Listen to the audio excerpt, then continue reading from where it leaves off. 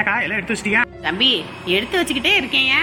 இந்த எல்லா தட்டு தாம்பலம் எல்லாம் என் மருமகளுக்கோசரம் வாங்கிட்டு வந்து இந்த அடுக்கி வச்சுட்டேன்ல. சும்மா சொல்லக்கூடாதுக்கா. சபையில நீ கொண்டு வந்த சீரு தான் நிரம்பி வலியுது. பாக்குறவங்க எல்லாம் சும்மா சொல்லக்கூடாது, உங்க அக்கா சீரை செஞ்சு அசத்தி போட்டாங்கன்னு எல்லாம் பெருமையா பேசிக்கிட்டு இருக்காங்க. அது மட்டும் இல்லடா தம்பி, மற்றவங்கெல்லாம் புள்ள வயசுக்கு வந்ததுக்கு பக்கத்தில் கூட வந்து நிற்கல, தீட்டுன்னு சொல்லிவிட்டு வந்தாங்க, 2 நாள் இருந்தாங்க, சாப்பாடாக்கி போட்டாங்க, போனாங்கன்னு இருந்தாங்க. ஆனால் நான் என் மருமவ முக்கியம், என் தம்பி குடும்பம் முக்கியம்னு சொல்லி பொழப்பெல்லாம் விட்டு வந்து உக்காந்துருந்தேன். அப்படி இருந்தால் மட்டும் போதுமா? சீரை சபையில் 4 பேர் முன்னாடி அசந்து போகிற மாதிரி செய்யணும்ல. என் மருமகளுக்கோசரம் 5 பவுன் நகை கொண்டு வந்து வச்சிருக்கேன். இன்னும் கல்யாணம் மட்டும் ஆகட்டும், எம்பிட்டு சவரனை வந்து இறக்குறேன்னு பாரு. சரிக்கா சரிக்கா. ஆமா ஏமா விசேஷம் ஆரம்பிக்கணும். என்ன உன் வீட்டுல இருந்து வாத்தேன் அப்பேன் அண்ணன் தங்கச்சின்னு ஒருத்தரையும் காணோம். ஏன் என் தம்பி தங்கச்சி வீட்டுக்கெல்லாம் என்ன பத்திரிக்கை வச்சு அழைக்கவா செஞ்சீங்க? இல்ல எல்லாத்தையும் ஒதுக்கி போட்டு உங்க குடும்பத்தை மட்டும் தானே வர சொன்னீங்க. அக்கா இவகிட்ட பேசுறது ஒண்ணு, நல்லா இருக்க இடத்துல சாணியை கொண்டு முழுகிறது ஒண்ணு. வாய் இருந்தன்றதுக்காக 100 இது பேசுவா. நான் போய் எல்லாத்தையும் வரவேற்கிறேன், நீங்க தேவையானதை எடுத்து வைங்க. சரி தம்பி. நான் கொண்டு வந்த சீரு சனத்தி இந்த சபையே நிறைஞ்சு போச்சு. உன் வீட்டுல இருந்து கொண்டு வர சீருக்கு இடம் பத்துமா? இல்ல என்னோடதுக்கு இது நவுத்தி வைக்கணுமா? இல்ல ஊர்ல இருந்து லாரியா கொண்டு வந்து இறக்கிது போறாங்களா? காஞ்சனா வாமுதா வா வா. உங்க அப்பா சொல்லிக்கிட்டு இருந்தாரு, நம்ம ஊர்லயே பெரிய மண்டபமா பணக்காரவங்களுக்குலாம் விசேஷம் வைப்பாங்கல்ல, அந்த மண்டபத்துல தான் விசேஷம் பண்றாங்க அப்படின்னாங்க. நான் கூட எப்படி இருக்குமோ என்னவோன்னு யோசிச்சேன். பரவாயில்ல, நல்ல பிரம்மாண்டமாலாம் பண்றீங்க பிள்ளைக்கு விசேஷம். ஆமாண்டி.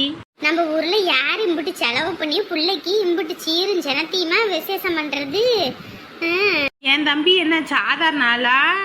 ஊர்லயே அத்தனை பேர் பொழைக்கணும்னா என் தம்பி கிட்ட கையேந்தி நிக்கணும். பைனான்ஸ் கம்பெனி வச்சிருக்கிற என் தம்பிக்கு இதெல்லாம் சாதாரண விஷயம். ஆமா ஆமா, ஊர் வயித்தெல்லாம் அடிச்சு ஒலையில போட்ட இது மட்டும் என்ன, இதை விட பிரம்மாண்டமாவே கூட தான் பண்ணலாம். யாரு ஊரடிச்சு ஒலையில போடுறது? யாரு ஊரடிச்சு ஒலையில போடுறது? ஐயோ அண்ணி நீங்க எதுவும் நினைச்சுக்காதீங்க. அண்ணி அவ ஏதோ வாய் துடுக்க ஏதோ தப்பா பேசிட்டா, நீங்க எதுவும் நினைச்சுக்காதீங்க. நான் 4 பேர் வந்திருக்க இடத்துல சண்டை சச்சரவுன்னா அப்புறம் அவ்வளவுதான். உங்க தம்பி நம்ம 2 பேத்தையும் கொண்டே போடுவாரு. அமைதியா இருங்க. டிவி சிங்காரிச்சு கூட்டிட்டு வந்து கடைசியில மூக்கறுத்த கதையா ஆகி போயிடும்.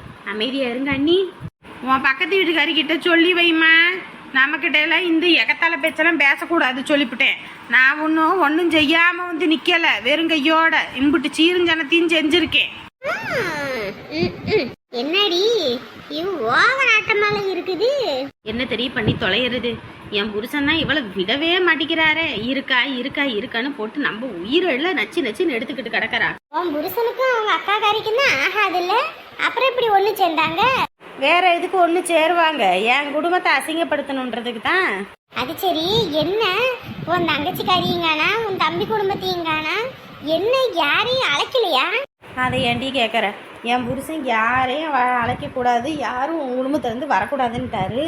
அப்புறம் நான் என்னத்த பண்ணுறது? அப்புறம் என்னை பெற்றவங்க குடும்பம்னு ஒருத்தராவது வந்து நிற்கணும்ல.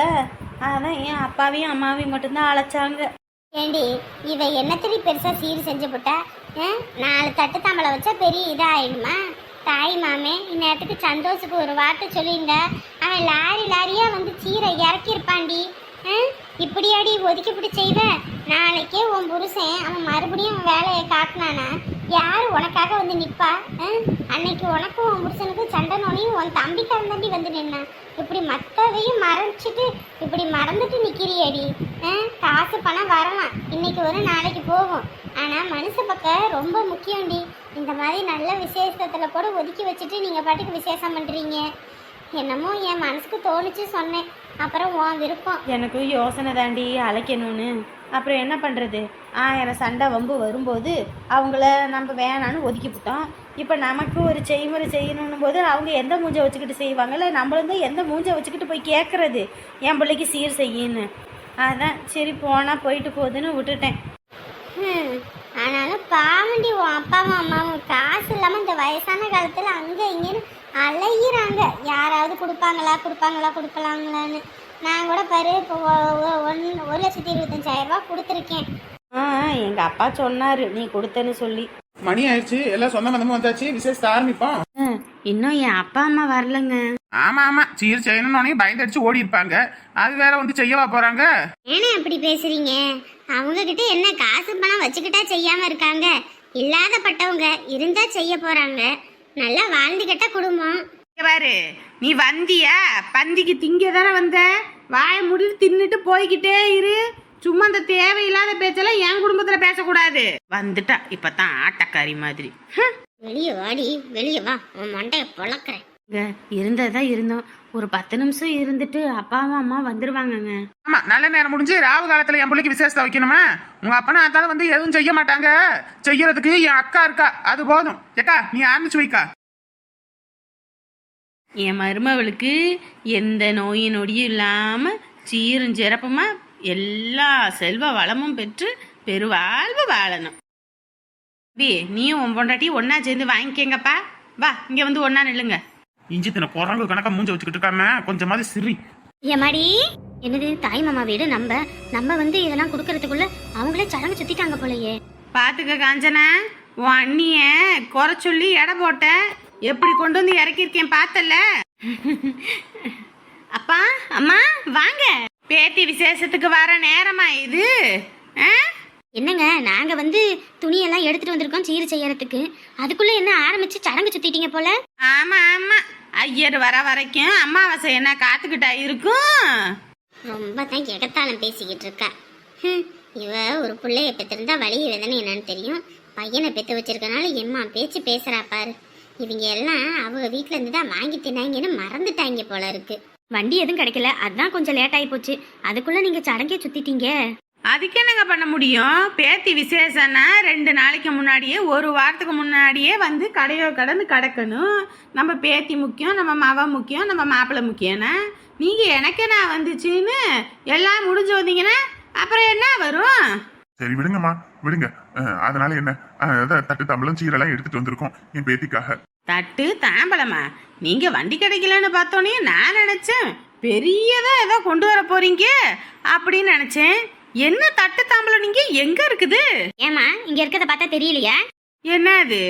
வாழைத்தாள், அது பூவு, அது தேங்காய், அந்த பக்கமும் வாழைப்பழம், இந்த உங்க கையிலயும் வாழைப்பழம் தேங்காய். என்னது இது? சீருன்னா நான் கூட என்ன மாதிரி அண்டா குண்டான்னு நகை நட்டுன்னு எல்லாம் செய்வீங்கன்னு பார்த்தா இந்த 4 தட்டுக்கு தான் உங்களுக்கு வண்டி கிடைக்கலையே. அம்மா இதுவே கடன்பட்டு தாம்மா நாங்க வந்து செஞ்சிருக்கோம், அதை புரிஞ்சுக்கோங்க. அப்படி கடன்பட்டு யாரும் உங்களை வந்து செய்ய சொன்னா? ஏமாப்பிள்ள வீடு தேடி வந்து அழைச்சிங்க, வந்தவங்களை இதுதான் மரியாதை கொடுக்கறதா? வந்த இடத்துல தேவையில்லாத பேச்செல்லாம் வேண்டாம், வந்து செய்முறையை செய்யுங்க. வந்துக்கங்கம்மா, செய்யறோம். பேத்தி கொடுத்து ஆசீர்வாதம் பண்ணி சடங்கு சுத்து. என் தங்க பிள்ளை நல்லா இருக்கணும்டா, உனக்கு எந்த குறையும் வராது. இந்தாம்மா இந்த துணிய மாத்திக்கப்ப. நீ ஏன் மாத்திக்க இப்பவா? என்னங்க பேசிக்கிட்டு இருக்கீங்க? என்னதான் இருந்தாலும் நம்ம துணியை போட்டுக்கணும் இல்லைங்களா? அதான் மாப்பிள்ள சொன்னேன். எத்தனை ரூபாய்க்கு எடுத்தீங்க துணி? 2500 ரூபாங்க மாப்பிள்ள. என் புள்ள இப்ப போட்டிருக்க துணியோட விலை 30,000 ரூபா. அவ போட்டிருக்க நகை செட்டுக்கு 5000 ரூபா. அவ்வளோ ரூபாயில போட்டுக்கிட்டு இருக்கா. இப்பதான் 2000 ரூபாய்க்கு துணி எடுத்துட்டு வராங்களாமா. சீ, என்ன விசேஷம், வெங்காயம் விசேஷம் நடத்துறாங்க, வந்தவங்கள மதிக்க தெரியாம. சீ, அவங்களும் என்ன பேசினாலும் இதுங்களுக்கு அப்படியே வெக்கம் கெட்டு போய் அப்படியே நிக்கிதுங்க. இதுவே மகா நேரத்துக்கு இப்படி பேசி இருப்பாங்களா? கேவலப்படுத்துறான் அவன். அப்படி இருந்தும் இதுங்க கொஞ்சம் கூட சூடு சொரண இல்லாம அப்படியே நிக்கிதுங்களே. சரிங்கப்பா, உங்க பிள்ளைக்கு விலை வசதியான துணியே போட்டுருக்கட்டும். இத போட முடிஞ்சா போடுங்க, இல்லைன்னா இருக்கட்டுங்க. போமா வீட்டுக்கு. இப்படி செஞ்சிருக்கீங்க, சாப்பிட்டு போங்க. இருக்கட்டுமா இருக்கட்டும், எல்லாரும் வயிறார சாப்பிடுங்க. சரி சரி, கீழே நிறைய கட்டுங்க. இன்னும் எனக்கு தெரிஞ்ச பெரிய மனுஷங்களா ஆசீர்வாதம் பண்றதுக்கு. கிளம்புங்க கிளம்புங்க. சரிங்கப்பா, சரி. ஏடி போற? வரேன் இருங்க. அப்பா கொஞ்சமாவது விலை வசதியே எடுத்துட்டு வர மாட்டீங்களா? போய் 2500 ரூபாய்க்கு தான் எடுப்பீங்களா? ஒன்னு என்கிட்டயாவது கேட்டிருக்கலாம்ல. அம்பிட்டு அசிங்கமா பேசுறாங்க தானே. பணக்காரங்க நீங்க, உங்களுக்கு 30,000 என்ன 50,000 1 லட்சத்துல கூட துணி எடுப்பீங்க. நாங்க அப்படி இல்லம்மா. நாங்க வயசான காலத்துல அங்கிட்டும் இங்கிட்டும் கையை நீட்டி காலை நீட்டி கடனை வாங்குறதுக்குள்ள சிரிச்சு சீலை பெண்ணு குத்தி போச்சுமா. எங்களுக்கு இந்த 2,000 ஓவா இருந்துச்சுன்னா ஒரு மாசம் சாப்பாட்டு செலவு. ஆனா உங்களுக்கு அந்த 2,000 ஓவான்றது ஒரு நகைச்சிட்டு செலவுன்னு புரிய வச்சிட்டீங்கம்மா, புரிய வச்சிட்டீங்க. புது பணம் கண்ணை மறைச்சிருச்சுன்னா நாங்க மறைஞ்சு போயிட்டோன்னு இப்பதான் தெரியுது. எங்களால முடிஞ்சதை செஞ்சிருக்கோம். நான் என்ன சொல்லிட்டு இருக்கேன், அம்மா என்ன சொல்லிட்டு இருக்காங்கன்னு பாருங்கப்பா.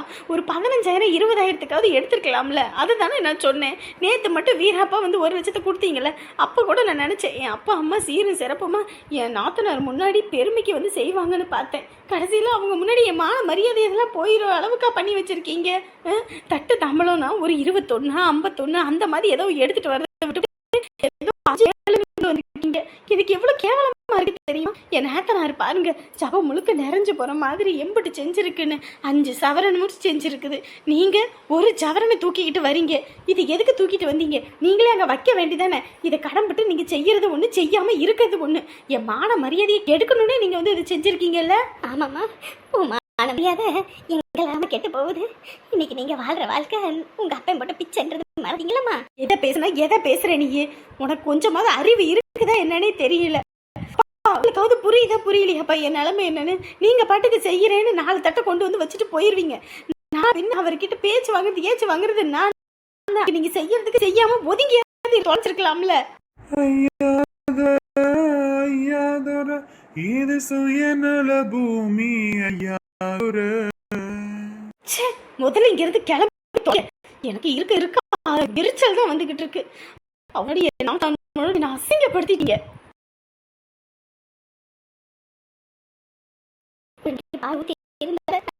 இருந்திருக்கும் நம்ம பாம்புக்கு ஒரு பிசாசு எடுத்திருக்கோம். பாருங்க, நமக்கு போகன்னு சொன்னேன். இன்னைக்கு அத்தனை பேர் முன்னாடி சபையில வச்சு அசிங்கப்படுத்துறாங்க. இதுக்காக நம்ம கடன்பட்டு செஞ்சோம்.